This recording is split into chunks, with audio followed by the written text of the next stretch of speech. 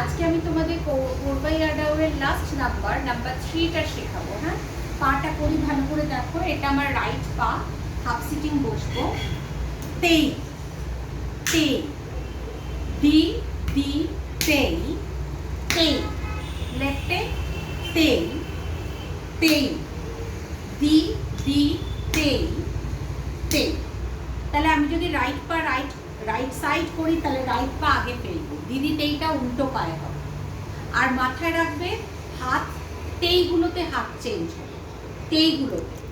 তো দুদিকে হাত কাটা আঁকা মুখাম, জাম্প করছি তেই তেই দি দি তেই তেই, হাত প্লেস করবো তেই তেই দি দি তেই তেই। দেখো সব তেইগুলোতে আমার হাত চেঞ্জ।